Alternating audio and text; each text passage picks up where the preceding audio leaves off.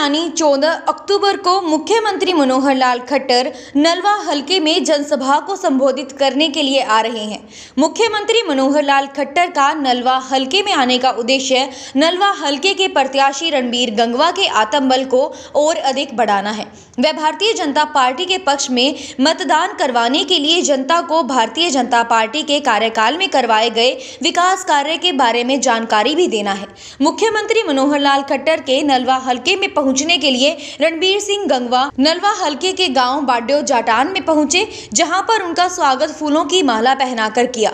रणबीर सिंह गंगवा का बाड्या जाटान गांव में आने का उद्देश्य है लोगों को अधिक से अधिक संख्या में मुख्यमंत्री मनोहर लाल खट्टर के स्वागत के लिए निमंत्रण देना व अपने पक्ष में मतदान करने की अपील करना था। आइए सिटी बिग न्यूज के माध्यम से रणबीर सिंह गंगवा से ये जानने की कोशिश करते हैं कि प्रोफेसर संपत सिंह के भाजपा में शामिल होने के बाद भाजपा के ग्राफ में कितना कुछ बदलाव आया है और मुख्यमंत्री मनोहर लाल खट्टर के स्वागत के लिए किस तरह की तैयारियां नलवा हलके के आर्यनगर में की गई है। नमस्कार, मैं हूं सौम्या माथुर। इस वक्त आप जुड़े हुए हैं सिटी बिग न्यूज़ के साथ और फिलहाल हमारी सिटी बिग न्यूज़ की टीम विधानसभा दौरे के दौरान निकली है नलवा हलके के बाड्या जाटान गाँव में, जहाँ पर रणबीर गंगवा जी डोर टू डोर अभियान के तहत अभी बाड्या जाटान गाँव में आए हैं। तो इनसे मिलकर जानते हैं कि जैसे प्रोफेसर संपत सिंह अब भारतीय जनता पार्टी में शामिल हो चुके हैं और ये कुलदीप का गढ़ माना जाता है, तो किस तरह से टक्कर दे पाएंगे रणदीप पनिहार जी को।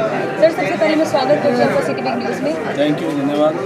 सर, जैसे नलवा हलके का आप दिन ब दिन दौरा कर रहे हैं, कभी एक गांव में जा रहे हैं, कभी 4 गांव में जा रहे हैं, तो किस तरह का रिस्पॉन्स जनता का आपके सामने आ रहा है? ज़बरदस्त रिस्पॉन्स है और आज नलवा हलके की जनता एक तरफा भारतीय जनता पार्टी को वोट करने का काम कर रही है। जिस तरीके से अभी आप ये चाय का प्रोग्राम और आप देख रहे हैं कि कितने साथी उमड़ करके आए हैं। और जहाँ तक अभी आपने बात की कि कुलदीप बिश्नोई का गढ़ माना जाता है, तो नलवा हलका कभी भी कुलदीप बिश्नोई का गढ़ नहीं है। ये गढ़ तो जब आदमपुर हल्का था तब उनका कह सकते हैं, यहाँ तो गढ़ रहा नहीं, कभी वो जीते नहीं। हाँ, प्रोफेसर संपत सिंह जी जो जब से पार्टी के अंदर आए हैं, निश्चित रूप से वो कांग्रेस पार्टी के बहुत बड़ा नेता रहे हैं और वहाँ कई बार मंत्री रहे हैं, यहाँ से भी विधायक रहे हैं।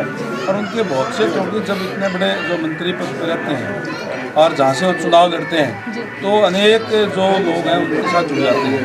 प्रोफेसर संपत सिंह जी के साथ भी काफ़ी लोग इस हल्के के अंदर जुड़े हुए हैं और निश्चित रूप से उनके भारतीय जनता पार्टी में शामिल होने से हमें और ज़्यादा ताकत मिली है और जिससे जो जीत का अंतर है वो और ज़्यादा जो है यहाँ से बढ़ेगा, इसमें कोई दो राय नहीं है। तो आज यहाँ से कोई हार और जीत की तो कोई मामला यहाँ है ही नहीं। यहाँ तो ये है कि कितनी ज़्यादा मतों से जो है जीत होती है, सवाल इस बात का। तो आने वाले जो जितनी भी पार्टियां हैं आपके कंपटीशन में खड़ी है, तो उन पार्टियों का भविष्य क्या होने वाला है?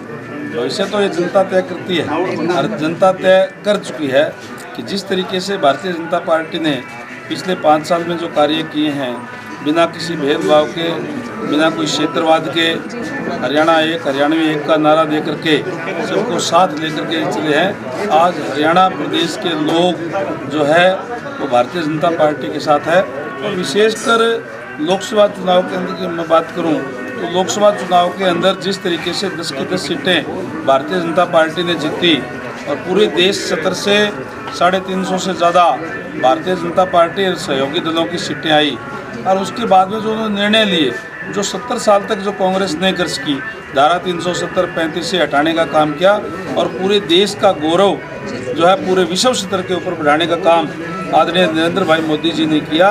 जो पाकिस्तान हमें बात बात पर कोई धमकी दिया करता था, आज अगर इमरान खान भारत के खिलाफ कुछ बोलता है तो उसकी जमान लड़खड़ाती है।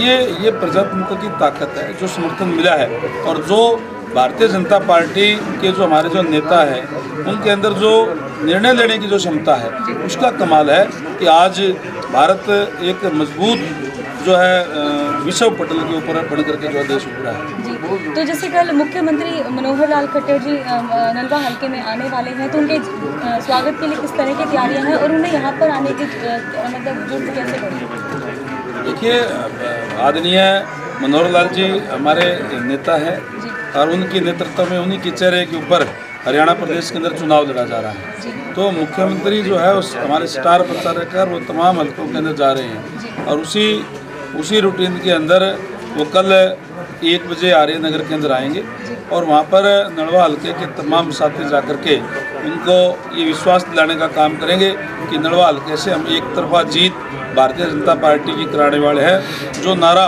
आदरणीय मनोहर लाल जी ने दिया है कि अब की बार 75 पार, उसके अंदर तमाम साथी जो है मिल करके उसको पूरा करने का काम करेंगे। ये जा करके नलवा हल्का की जनता कल आर्यनगर में 1 बजे उनको विश्वास दिलाने का काम करेंगे। हार और जीत का तो फैसला सर 24 तारीख को होगा, लेकिन आपको क्या लगता है अगर आप जीते तो कितने मार्जिन से जीत आपको निश्चित? मार्जिन तो अब मैं क्या बताऊं, जिस तरीके का जो माहौल जो लग रहा है, जिस तरीके का जो मैं कल ही जो है पटेल नगर के अंदर गया और वहाँ पर अब क्योंकि प्रोग्राम ज़्यादा हो जाते हैं, जैसे 2-2.5 घंटे गए। जो शहर के जो लोग हैं, हमारी माताएं बहनें, हमारे जो सम्मानित जो वहाँ के जो कार्यकर्ता, जितने भी जो हमारे जो वोटर है, खचाखच पार्क भरा हुआ था। ये ऐसे इस तरीके से लग रहा है कि चुनाव जो है वो एक तरफा होने जा रहा है। लोगों ने मन बना चुके हैं, तो जीत का अंतर कितना ही हो सकता है, ये मैं ज़रूर कह सकता हूँ कि ये जो जीत का अंतर होगा, ये चाहे लोकसभा के अंदर जो जीत हुई है, विधानसभा के अंदर, उससे भी ज़्यादा एक रिकॉर्ड स्तर पर होने जा रहा है। धारा 370 और 35A के हटने के बाद देश के प्रधानमंत्री नरेंद्र मोदी पहली बार हिसार में आ रहे हैं, तो उनके जो स्वागत के लिए है वो क्या क्या तैयारियां आप लोग कर रहे हैं? चुनाव है, चुनाव के अंदर तैयारियां जो यहाँ के जो लोग जो जा कर के और उनका स्वागत करेंगे, वहाँ भारी संख्या में जन सैलाब उमड़ेगा। क्योंकि जिस तरीके का उनका व्यक्तित्व है आज जो है, क्योंकि आपने जैसे पहले कहा कि धारा 370 हटाने के बाद में जो काम 70 साल तक नहीं हो सका वो करके आ रहे हैं। तो हिसार जिले के तमाम जो लोग हैं वहाँ भारी संख्या में जा कर के उनका स्वागत करने का काम करेंगे। तैयारी उद्देश्य तो बड़ा साफ है, पॉलिटिकल पार्टी है, चुनाव का टाइम है, चुनाव के अंदर वोट की अपील करने के लिए आ रहे हैं। आरोप प्रत्यारोप का तो सिलसिला चाहे विधानसभा चुनाव चाहे कोई भी चुनाव हो तब चलता ही रहता है, लेकिन विपक्षों का ये आरोप है कि 5 साल में जो नलवा हल्के की सबसे बड़ी समस्या है पानी की समस्या, उसका समाधान रणबीर गंगवा नहीं करवा पाए, तो वो आगे विधायक बन के समस्या का समाधान कैसे करवा पाएंगे?